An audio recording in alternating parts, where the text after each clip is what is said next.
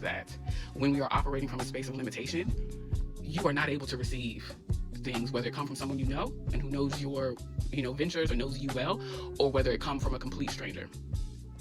In my personal experience, the times that I was operating from a limited space, and a complete stranger came to me and suggested something or gave me some nuggets of wisdom, I often would just like swat it away, like, okay, thank you, and be appreciative of them sharing, but wouldn't pay too much more attention to it.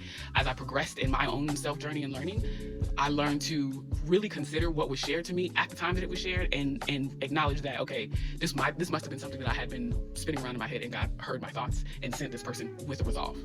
And so maybe the resolve that they came with is something worth considering. Whether I take it in and I do anything with it or not is irrelevant. It's the fact that it should be considered because it came from something greater than me. I feel like God works in mysterious ways, which is what the elders say, right?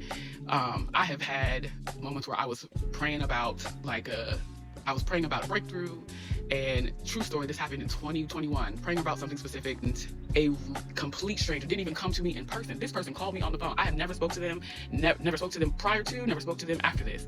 Called me on the phone and left me a message with a scripture that was almost exactly what I was praying about.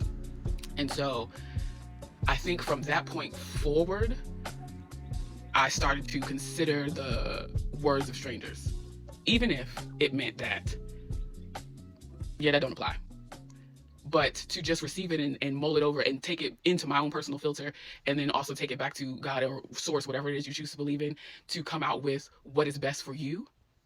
That's how I chose to operate. And that is what got me out of living in and working in a limited space and living life through limited beliefs. Now, that does not mean that every day that I'll never come into contact with one of my limiting beliefs, because I think that as we grow and as we move, your limiting beliefs show up in different ways to test whether or not you have gotten past that way of thinking.